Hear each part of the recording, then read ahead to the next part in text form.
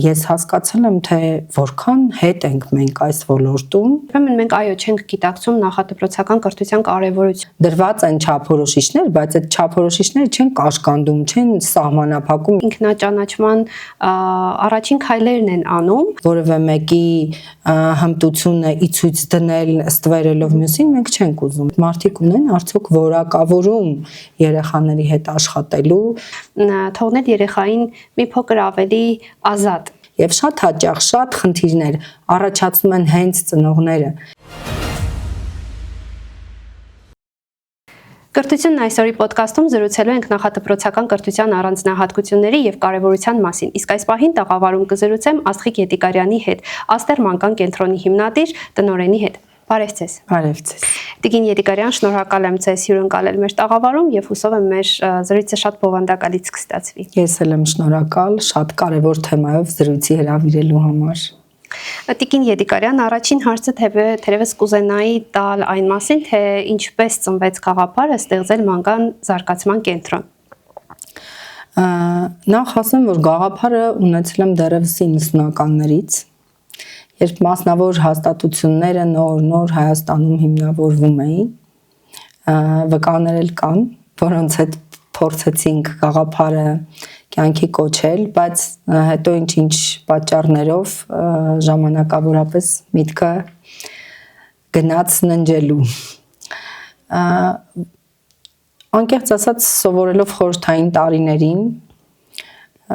չեմ ուզում որակումներ տալ, բայց ես ինքս դժգոհ եմ եղել հանրակրթությունից, որպես աշակերտ, չնայած շատ լավ եմ սովորել, բայց ինչ բաներ չեն գոհացրել, այսինքն ազատության այն պատկերացումները, մտածողության ձևավորման, վերլուծական մտածողության դատողությունների եւ այլնի տիրույթում այդ բացերը միշտ նկատել եմ եւ հասարակություն ձևավորելու եւ փոխելու մտածելակերպ ճանապարհը հենց նախադպրոցական կրթությունից սկսելն է, որովհետև եթե հիմքից չես անում, կեսից անհնար է։ Սա ա եղել հիմնական պատճառը եւ դրա կարիքը իրականում կար հենց 90-ականներից։ Տիկին Ետիկարյան, հիմա հետհայացք գծելով կարող եք ասեք որն է եղել այն պահը, երբ դուք շատ ռեալ կարող եք ֆիքսել, որ այո, որոշումը ճիշտ էր։ Ես քանի որ աշխատում եմ այս պահին 1-ից 18 տարեկանների հետ, ինձ համար նաև շատ կարևոր է եղել այս բոլոր տարիքային փուլերին մոտիկից ճանաչելը, նրանց խնդիրները տեսնելը, բարձրաձայնելը եւ փորձել լուծումներ տալը, որովհետեւ ավագ դպրոցում տեսնելով այդ բացերը հասկանում ես, որ ինչ որ միտեղ կապը կտրված է։ Եվ դրա համար, այո,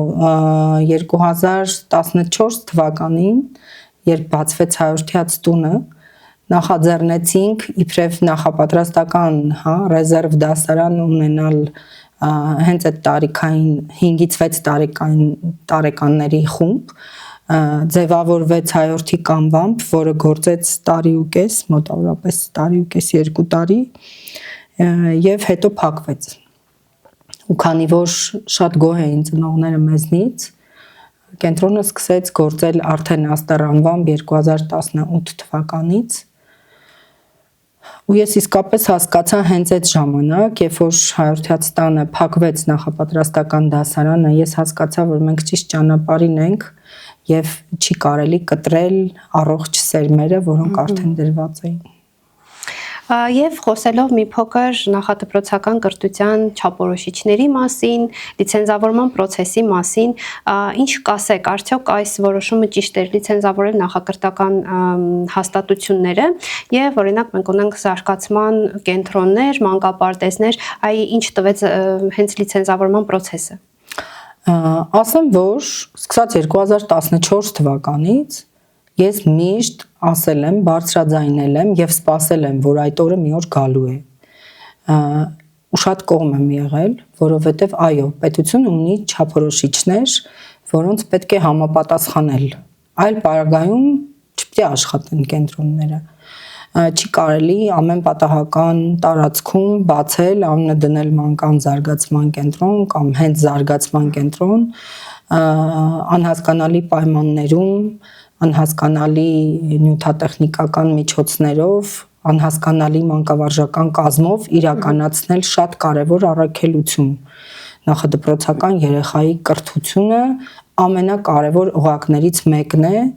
հասարակության ձևավորման եւ նաեւ հետագայում կրթության իբրև կրթության կարևոր բաղադրիչ այս օղակը շատ կարևոր դերակատարություն ունի։ Ես չգիտեմ ինչու մինչև հիմա մի տեսակ մարդիկ այնքան էլ լուրջ չեն մոտենում, բայց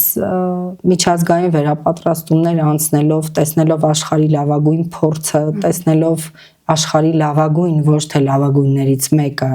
աշխարհի լավագույն մսուրը, որ Իտալիայում է գտնվում, նաև լավագույն պարտեզներից մեկը, որ էլի Իտալիայում է, ես հասկացել եմ, թե որքան հետ ենք մենք այս ոլորտում եւ ինչքան անելիք եւ ասելիք կա դեռ։ Էսն է։ Տիկին Ետիկարյան, մենք թերևս կզրուցենք այն մասին, թե արդյոք պետք է ծնող նախադպրոցական կրթություն կապը պահպանել, բայց այստեղ մի հարց կուզենայի տալ, երբեմն մենք այո չենք գիտակցում նախադպրոցական կրթության կարևորությունը եւ օրինակ ծնողները երբ երեխաներին բերում են ընդունելու, ինչ հիմնական կետերի վրա են իրենք կենտրոնանում։ Տեսեք, այնքան տարբեր են մարդկանց պահանջները։ Երբ գալիս են եւ զրույցի ընթացքում պարզվում է, որ հենց մասնավոր կենտրոն են փնտրում, ես միշտ ասում եմ գնացեք, շրջեք, ուսումնասիրեք քաղաքում գործող բոլոր մասնավոր նախադպրոցական հաստատություններ եւ ինքներդ որոշեք ուր եք գնում։ Ես խորհուրդ եմ տալիս լինել ամենտեղ, զրուցել այդ հաստատությունները ղեկավարող մարդկանց հետ, պահանջել եւ ստանալ բոլոր հուզող հարցերի պատասխանները, հետո կայացնել եզրակացություն։ Սա շատ կարեւոր է ինձ համար, որովհետեւ այն ծնողը, որը գիտի ինչ է ուզում, ինչի համար է ուզում, ինչպիսի սպասելիքներ ունեն, ինքը իր ընտրությունը ճիշտ կկատարի։ Մեկ ուրիշի համար պարզապես կարևոր է, որ հանգիստ լինի, որ երեխայի խնամքով զբաղվելու են, խնամելու են եւ ինքը աշխատանքային օրվա վերջում տուն է տանելու։ Մեկ ուրիշի համար շատ կարևոր է ինչ ծրագրերով է աշխատում այդ կենտրոնը։ Երրորդի համար ամենակարևորը ինչպես է սնվում երեխան, այնքան տարբեր են ծնողների պահանջները, որ միանշանակ պատասխան տալ չեմ կարող, բայց շատ կարևորում եմ հատկապես գիտակից, կիրթ ծնողների ներկայությունը մեր կենտրոնում, նրանք մեծամասնություն են կազմում, որոնք իսկապես գնահատում են եւ շնորհակալ են այն ամենի համար, ինչ մենք անում ենք։ Իսկ մենք դրանից չենք գոհանում, մենք ավելի ենք պարտավորվում եւ փորձում դառնալ ավելի լավը։ Տիկին Ետիկարյան, իսկ ինչ մեթոդաբանությամբ է հիմնված կենտրոնը։ Մի փոքր խոսենք մեթոդաբանության մասին։ Տեսեք, նախքան լիցենզավորումը մենք տարբեր մեթոդների անդրադարձ արեցինք, մի շրջան աշխատում էինք Մոնտեսորիով, Ռեջիո մոտեցումը միշտ եղել է մեր կենտրոնի առանցքային, այսպես ուշադրության կենտրոնում։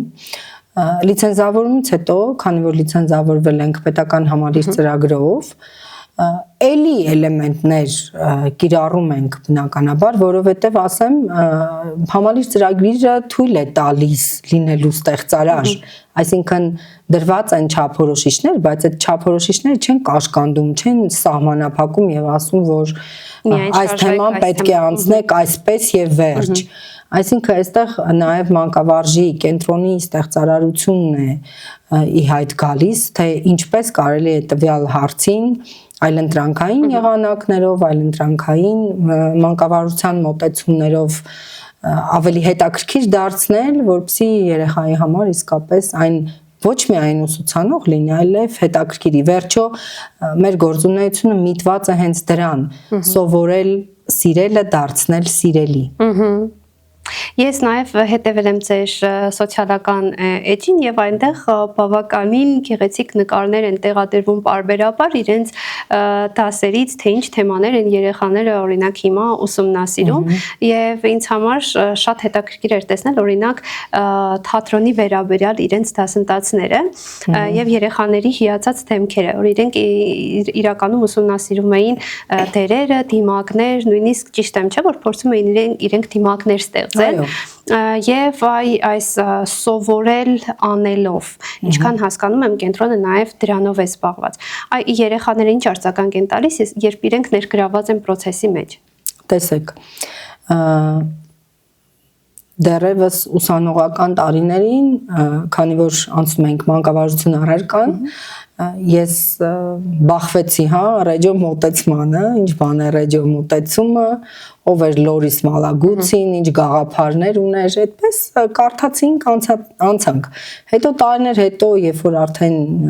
հիմնեցինք մասնավոր նախադպրոցական հաստատություն, պես նորից անդրադարձ եղավ եւ այս անգամ արդեն խորքային եւ ես չեմ կարողանում այդտեղից դուրս գալ, որովհետեւ ինձ համար դա ամենաերեխայակենտրոն մոտեցումն է, այն մոտեցումն է, որը տալիս է շատ կարեւոր հմտություններ երեխային մտածելու, վերլուծելու, դիտարկելու, դատողություններ անելու, սեփական կարծիք ունենալու եւ սեփական տարբերակն առաջարկելու։ Մալագուցին ասում է երեխան ունի 100 եւ ավելի ինքնարտահայտման լեզու, մենք նրանից խլում ենք 99-ը, թողնում ենք միայն մեկը։ Մենք փորձում ենք, այո, բացահայտել այդ մնացած 99-ը նույնպես, որովհետեւ ամեն երեխա մի աստղ է, մեր կենտրոնի անունն էլ պատահական չէ, որին մենք փորձում ենք բացահայտել եւ պատկերացրեք շատ անգամ շատ հնարավորություններ, տաղանդներ, շնորհներ ինքներս ենք բացահայտում երեխայի մեջ եւ ուղղորդում, այո, ծնողը չի տեսել ուղղորդում, որպեսզի ծնողը դպրոցում մեր հաստատությունից դուրս սկսի զբաղվել եւ զարգացնել այդ շնորհները երեխայի։ Ռեջո մոտեցումը ֆանտաստիկ մոտեցում է նախադպրոցական կրթության մեջ, տալիս է հենց այդ հնարավորությունը մտածելու, լինելու ստեղծարար եւ հարցին տարբեր տեսանկյունից անդրադառնալու եւ դրա արդյունքում, որովհետեւ ռեջո մոտեցման մեջ շատ կարեւոր է նախագծային կրթությունը, մենք անում ենք նախագծային կրթություն, Հայաստանում նոր պիտի գա նախադպրոցական հաստատություններում նախագծային կրթությունը նոր պիտի ներդրվի եւ մեր նախագծերը դառնում են գրքեր, արդեն մենք մոտավորապես 6 գիրք ունենք հրատարակած, որոնք կարող են նաեւ այլ կենտրոնների համար լինել ուղեցույցներ, դրանք հենց մեր նախագծային աշխատանքներն են, որտեղ հստակ երևում է, որ երեխան ինքն է արել այդ աշխատանքը, որևէ մեկը նրա փոխարեն ոչ նկարում է, ոչ մտածում է, ոչ ստիպում է, առավել եւս արտահայտել ոչ իր կարծիքը։ Նաև այստեղ շատ կարևոր է թե ինչ հմտություններ են երեխաները ձեռք բերում, որովհետև ինչքան հասկացա, այստեղ իրենք նաև ինքնաճանաչման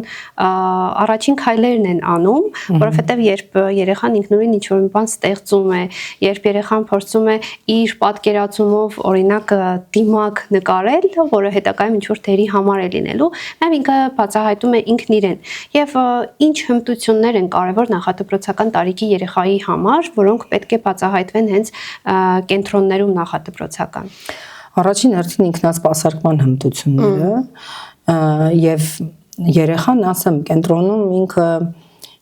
process-ից դուրս չէ, ինքը անմիջական մասնակիցն է այն ամենի, ինչ կատարվում է իր խմբի ներսում։ Ինքը կարող է լինել եւ ուղղորդողը, եւ ղեկավարողը, եւ գաղափար բերողը, եւ իրականացնողը, եւ զիտարկողը, եւ նկարողը, այսինքն դերաբաշխումը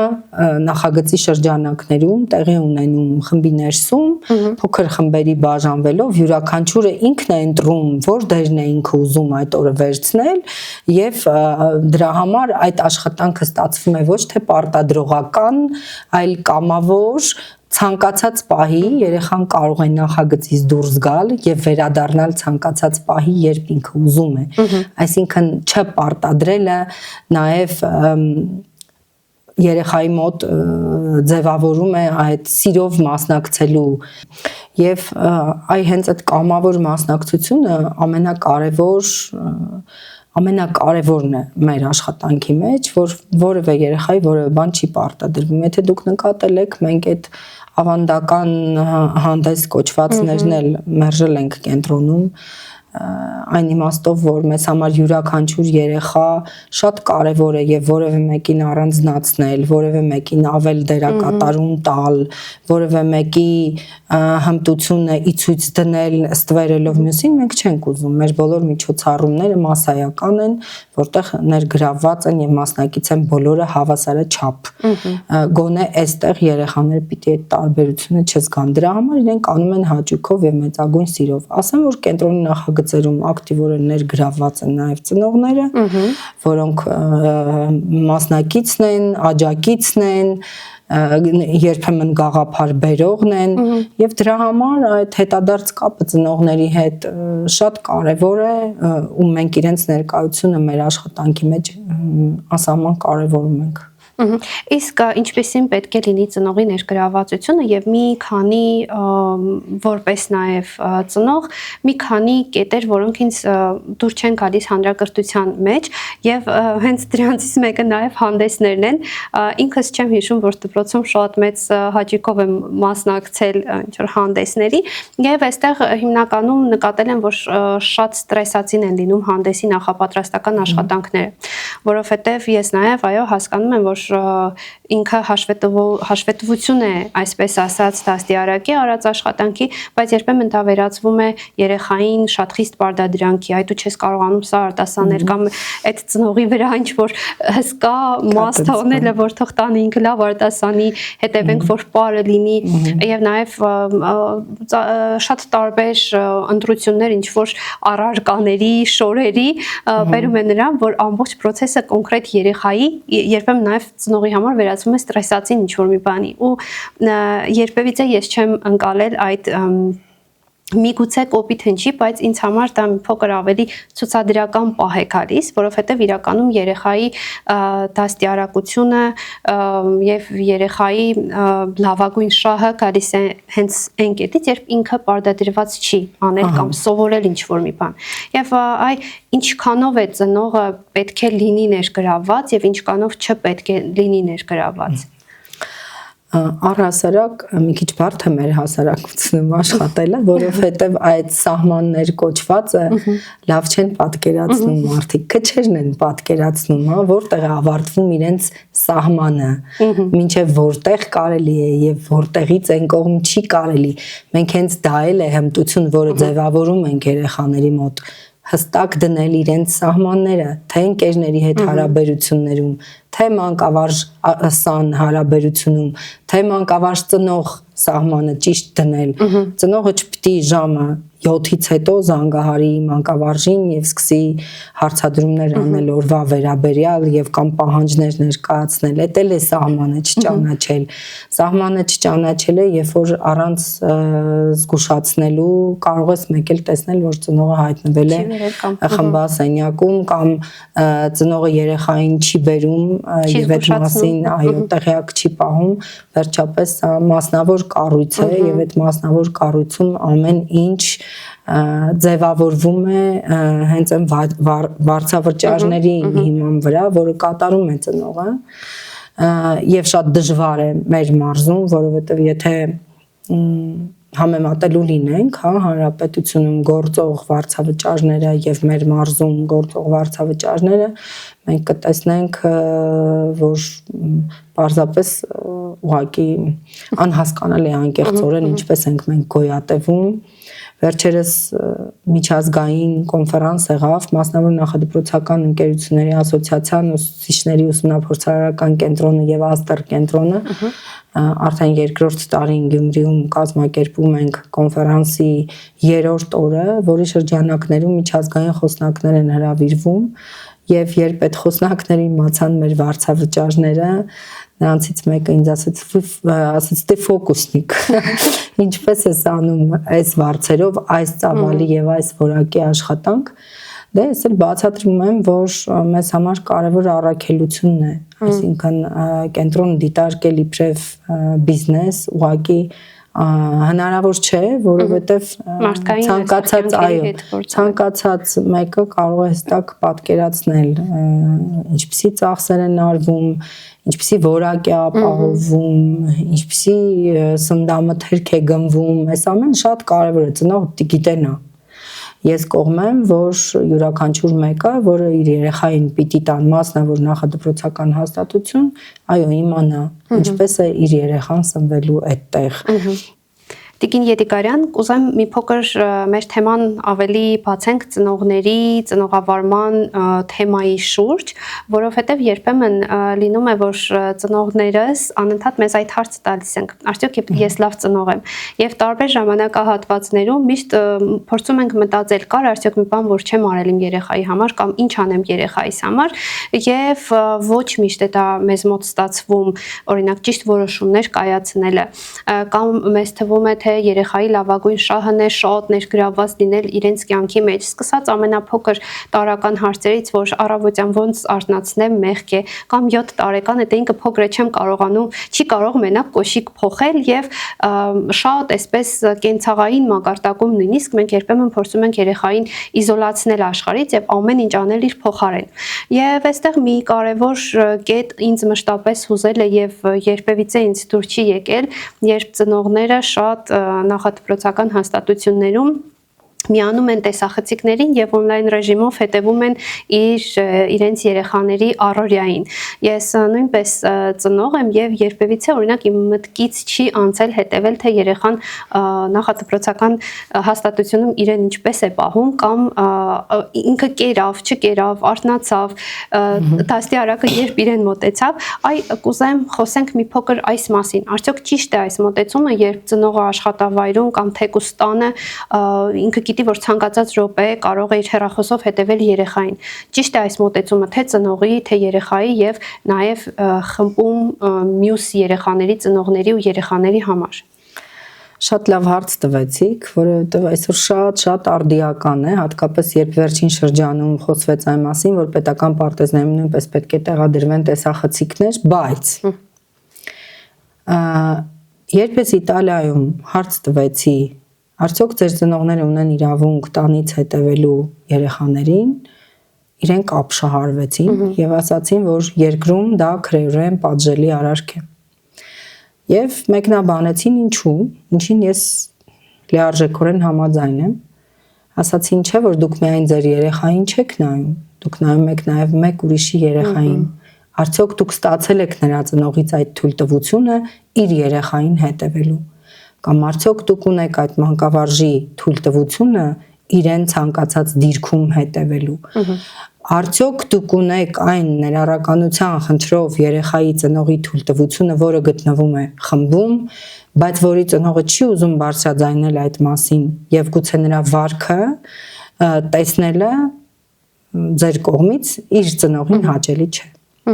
Իհարկե, այս ամենը հասկանալու համար պետք է ունենալ համապատասխան գիտակցական մակարդակ եւ պարապեն են մարդիկ, ովքեր կարծում են, որ պետք է տանից նստեն եւ հսկեն, մենք չենք տալիս այդ հնարավորությունը, մենք ունենք տեսախցիկներ ամենուրեք, բայց դրանք մեզ համար են, իմ աշխատանքը վերահսկելու համար է եւ Աստված մի արածը փոքրիկ դեպքեր տաննել են լինում, ցանկացած դեպքի պարագայում հանգիստ ծնող ունի դրա իրավունքը գա եւ տեսնի ինչպես է այդ դեպքը տեղի ունեցել, բայց որ ամենօրյա ռեժիմով տանից հետևի, աշխատավայրից հետևի եւ փորձի գտնել ինչ-որ բաներ, այդ պարագայում մենք ծնողներին ասում ենք գտեք ուրիշ կենտրոն, որովհետեւ մենք համաձայն չենք այդ մտքի հետ, չենք կիսում եւ կամ վստահում են, կամ չեն վստահում։ Վերջապես մենք աշխատում ենք փոխվստահության մթնոլորտում, Այ դրա համար եմ ասում, պետք է ճիշտ ընտրել ուր եք տանում եւ ինչպիսի մանկավարժներ են աշխատում եւ ընդհանրապես այդ մարդիկ ունեն արդյոք որակավորում երեխաների հետ աշխատելու եւ այդ որակավորումը որևէ կերպ զարգացնում են թե ոչ։ ինչը մեզ համար շատ կարևոր է եւ պարտադիր է անընդհատ ինքնակրթությամբ զբաղվելը, անընդհատ վերապատրաստումների մասնակցելը, անընդհատ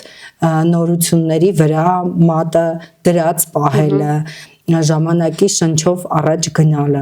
Եթե այդպես չլիներ, մենք նույնը կլինեինք, ինչ էինք, ասենք տարիներ առաջ, բայց չէ, մենք ամեն տարի առաջընթաց ենք գնահատում եւ դա տեսանելի է ոչ միայն Հայաստանում, դա տեսանելի է Հայաստանից դուրս, վկա են փորձագետների, մասնագետների կարծիքները, որոնք պարբերաբար լինում են աստեղում եւ իրենց գնահատականներն են տալիս, ինչը մեզ համար շատ կարեւոր եւ նաեւ ելի եմ ասում պարտավորեցնող է։ Մենք պարբերաբար նաեւ այդ վերապատրաստումները ինքներս ենք կազմակերպում, ես եմ կազմակերպում իմ թիմի համար, ես եմ հրավիրում մարդիկ, որպեսզի նրանք անընդհատ զարգանան, կրթվեն եւ ծանոթ լինեն, այո, այսօր այնքան շատ են ներառականության խնդրով բալիկները, որ նրանց հետ աշխատելու ամեն օր, 7-8 ժամ աշխատելու հմտություն պետք է ունենալ, գիտելիք պետք է ունենալ, մոտեցում պետք է ունենալ, իսկ ցանկացած մեկին բերել եւ կարգել մանկավարժ մենք պարզապես չենք կարող։ Մեզ մոտ աշխատող մանկավարժները անընդհատ այդ ճանապարհին են, ինքնակրթության, եթե ոչ, ուրեմն նրանք կեսից պիտի գնան։ Եթե պատրաստ չեն, ուրեմն կեսից պիտի լքեն, որովհետև սա անվերջ զարգանալու հարթակ է։ Տիկին Ետիկարյան, դուք ունեք բավականաչափ մեծ, այսպես ասած, փորձ, աշխատանքային փորձ երեխաների հետ, նաև ծնողների հետ, եւ այս տարիների ընթացքում հիմնականում ինչն եք նկատել ծնողների մեջ, ինչ վախեր ունեն ծնողները, որոնք դժվար են հաղթահարվում, եւ 1-2 խորհուրդ, ինչ խորհուրդ կտայիք մեր ծնողներին, որպեսզի կարողանան ներքին վախերը հաղթահարել եւ վերջապես թողնել երեխային մի փոքր ավելի ազատ նաև ինքնասպասարկման համար, ազատ նաև իրենց մտքերը արտահայտելու համար։ Տեսեք, տարվա վրա կա այդ տարբերությունը։ Կա տարբերություն, չեմ կարող իսկապես չնկատել, բայց միևնույն է մարդիկ տարբեր են։ Մենք ադապտացիան, երբ բալիկին բերում են պարտեզ, ադապտացիան փափուկ ենք անցնում, այսինքն մեզ մոտ ծնողը մշտապես այդ process-ի մեջ կա, առաջին 1 շաբաթը, որ հաստատ ինքը մասնակցում է ադապտացիային, փափուկ ադապտացիային, որը արվում է ինչպես բալիկը նախ պիտի սովորի որևէ մանկավարժի վրա, տարածքում պիտի ունենա վստահելի մարդ, հետո նոր պիտի անցնի խմբին։ Այսինքն մի անգամից երեխային տանել մտցնել խումբ, այդ ճիշտ չէ։ Այսինքն ինքը ինչ որ մեկին պիտի ունենա, որին տեսնի այդ կենտրոնում, վստահի, խաղա, սիրի, նոր հետո փորձենք ինտեգրել խմբին։ Իհարկե լինում են բալիկներ, որոնք ինքնակամ միանգամից արագ ինտեգրվում են եւ բացարձակ խնդիր չի առաջանում, եւ լինում են դեպքեր, երբ երեխան 2-3 օր հանգիստ գալուց հետո կարող է սկսել լաց լինել, դա նորմալ process է։ Ադապտացիան կարող է տևել 5-ից 20 օր, ծնողը պիտի դրան պատրաստ լինի եւ 3-րդ օրը չասի, վայ, երեխաս լաց եղավ, չեմ տանում։ Մենք բոլորս շատ լավ գիտենք, երեխաները մեծ մանիպուլատորներ են եւ սովոր են այնպես անել, որ աշխարհը պտտվի իրենց շուրջ, բայց նաեւ իրենք հրաշալի կարող են ցույց տալ այն ճանապարհները, որով պետք է մենք գնանք, որպեսզի լավ լինի թե իրենց համար, թե մեզ համար։ Եվ շատ հաճախ շատ խնդիրներ առաջացնում են հենց ծնողները։ Այսինքն, եթե մենք որոշել ենք երեխային տանել նախադպրոցական հաստատություն, ուրեմն տանը պետք է խոսել միայն դրականը այդ process-ի մասին։ Չպետք է այդ վախերը բարձրաձայնվեն երեխայի ներկայությամբ։ Որպես զսպողակ երեխային նախադպրոցական հաստատությունը վախեցնել։ Առավել եւս սեփական վախերը բարձրաձայնել, թե տեսնես այսպես արեցին, թե կարող են նեղեցրել էին, լաց եղավ գիշերը, այսպես քննարկել երեխային ներկայությամբ նման հարցեր չի կարելի։ Երեխայի հետ ծնողը պիտի ունենա ժամանակ անցկացնելու, ինքը պետք է խաղա շատ։ Ամենօրյա ռեժիմով ընտանիքում յուրաքանչյուրը մայրիկ, հայրիկ պիտի որոշակի ժամանակ հատկացնի երեխային, ինքը օրվա կտրվածքով պիտի ունենա այդ 15 կամ 20 րոպեն, երբ հենց ինքը պիտի լինի երեխայի հետ մենակ, առանց երկրորդ ծնողի այդ ժամանակը անցկացնելու։ Շատ դեպքերում երեխաները չեն գալիս կամ տեսեք գալիս են լացով եւ ծնողը ասում է այսօր չէր ուզում գար կամ այսօր լացով եկանք, վերջերս չի ուզում գալ։ Եկեք հարց տանք մեզ, իսկ ինչու։ Գուցե խնդիրը հենց տանն է, գուցե մայրիկը անդրամադիր է, գուցե հայրիկն ու մայրիկը անհաշտ են, գուցե ընտանիքում ինչ որ խնդիրներ կան եւ երեխան իբրև պաշտպան ուզում է մնալ տանը եւ չլքել մայրիկին եւ չի ուզում տանից դուրս գալ հենց այդ պատճառներով։ Մենք այս հարցերը ինքներս մեզ պետք է տանք եւ ամեն խնդիր չէ որ պետք է կապել հաստատության հետ, որովհետեւ հիմնականում բոլոր խնդիրները տանից են, ծնողի հետ կապից են, իսկ միջավայրում ինքը պարզապես չնայած կարող են խոսել էլ, ասեմ, երբ խոսում են երեխաները եւ այդ վախերը, իրենց վախերը արտահայտում են, իրենց մտքերը արտահայտում են, մտածումները արտահայտում են, մենք էլ որոշակիորեն փորձում ենք համակարգել, այս ամեն ինչը, կենտրոնը նաեւ հոգեբան ունի, որը աշխատում է եթե կան նման վախեր, բայց հիմնականում ամեն ինչ ծնողից է գալիս։ Տեսեք, ծնողը պիտի գիտակցի, որ միջավայրը որտեղ բերել է եւ որին վստահել է, կարող է չլինել այնպիսին, ինչպիսին ինքն է պատկերացնում։ Տեսեք, երբեմն նաեւ ծնողները փորձում են միջամտել ներքին կանոնակարգին։ Օրինակ, ուզում ես փոխել մանկավարժին։ Վայ, դա կարող է դառնալ սկանդալ։ Երեխայիս կհանեմ, եթե ընկերես ինչը չմնաց։ Բայց ծնողը չի հարցնում, գուցե որպես մանկավարժ այդ մարդը այդ տարիքային խմբում իրեն սպառել է եւ պետք է նոր շունչ, պետք է նոր որակ բերել, որպեսզի դուք տեսնեք ավելի լավ, այսինքն իր կոմֆորտ զոնայից չի ուզում դուրս գալ եւ պատկերացնել, որ կարող է հետոն ավելի մեծ կոմֆորտի բերի, հա, այսպիսի խնդիրներ լինում են իհարկե, բայց ել եմ ասում, մենք փորձում ենք գոհացնել, բայց ոչ սեփական սկզբունքների հաշվին։ Միանշանակ։ Ցավոք մեր ժամանակը սահմանափակ է եւ Տիկին Ետիկարյան ուզում եմ տալ իմ վերջին հարցը այս թողարկման, ինչու ընտրել Աստերը։ Նախ Աստերը կրթության նախարարության կողմից լիցենզավորված կենտրոն է, հետեւաբար համապատասխանում է բոլոր այն պայմաններին, որը առաջադրվել է պետության կողմից։ Երկրորդը ունենք արհեստավարժ թիմ, ունենք գերհագեցած նյութատեխնիկական բազա, ուսումնաօժանդակ նյութեր, ունենք մշտապես վերապատրաստվող թիմ, ունենք բոլոր այն հնարավորությունները, որոնք կարող են ձեր երեխային դարձնել ստեղծարար եւ մտածող։ Ու ուզում եմ հիշել տարիներ առաջ Ավստրիայում վերապատրաստում էինք անցնում եւ մի փոքր քաղաք կա Պերգ անունով, Պերգի քաղաքապետը ասաց մենք չենք հզորացնում մեր տնտեսությունը, մենք հզորացնում ենք մեր երիտասարդների միտքը եւ այդ միտքը ինձ տարավ, այո, պետք է հզորացնել երեխաների միտքը, եթե ուզում ենք ունենալ ուժեղ եւ կայուն, հարուստ պետություն։ Շնորհակալ եմ ձեզ Տիկին Ետիկարյան, շատ բովանդակալից ու գեղեցիկ զրույց ստացվեց, իսկ ես հիշեցնեմ մեր հետևորդներին, որ կրթությունն այսօրի տաղավարում Աստղիկ Ետիկարյանն էր, Աստեր մանկան կենտրոնի հիմնադիր տնօրենը։ Կհանդիպենք։ Շնորհակալություն։